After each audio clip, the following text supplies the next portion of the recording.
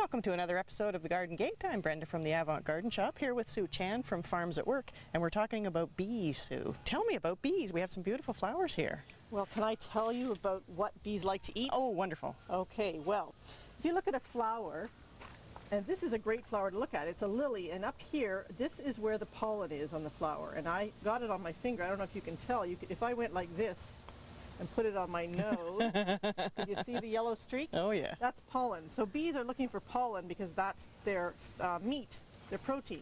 And down here on the inside of the flower, you find nectar, and so bees go down there to find their energy, which is nectar.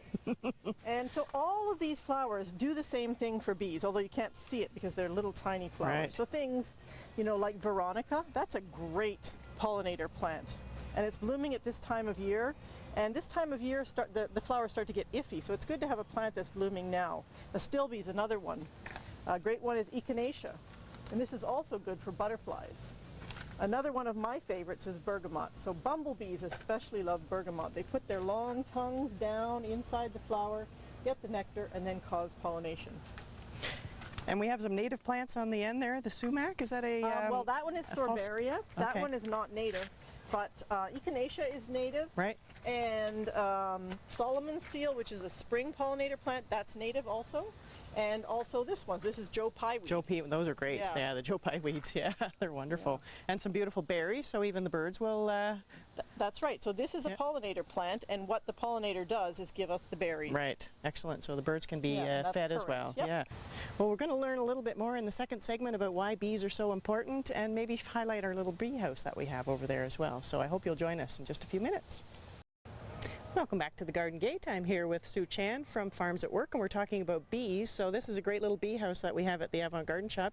Can you describe it to me? Why is it so great for bees? Well, it's for solitary bees, so it's not for honeybees or bumblebees. No. And it's like an apartment building. I'm just going to pull this part out. Can you tip it forward? Yeah, there you go. There you go. So it's made, and it looks like it's just one nest, but it's actually each one of these holes is a nest, and the bees live in there, and it provides them a home. And you can provide a home for solitary bees on a balcony.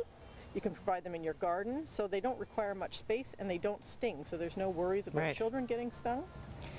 And these bees will live here for one winter and then come out the next year. Right, okay. And will there be just one egg in there, or would there be a bunch? No, there'll be about 5. So this hole is drilled all the way to the back, and you'll find about 5 eggs drilled in, put in there by the mother. Right. Oh, neat. Yeah, these are great little houses. We sell quite a few of them at the shop, and they're locally made, which is great. So that's fantastic. And then you also have this book that we have. Yeah, so I just wanted to tell you about it. It's a book that I wrote about conserving native pollinators in Ontario. It has all kinds of information in it about the different bees that you're going to see, and also about which flowers you would want to grow and where you could buy those things, where you could order flowers and so forth. It's got lots of information about what to do to conserve native bees on your property. Yeah, they're great, and they're only $10, I think, and they're available at the Avant Garden Shop and probably and from your all money office. goes to pollinator work at Farms at Work. Excellent. Okay. Well, thanks so much for joining me, Sue. This has been really informative. And if you folks have any questions, feel free to come by the store, and we'll see if we can answer them for you. We'll see you next time on the Garden Gate. Yeah, thanks, my Sue. pleasure. Thank you. Nice hat. The Garden Gate is brought to you by the Avant Garden Shop, your destination for gardening accessories and backyard birding supplies.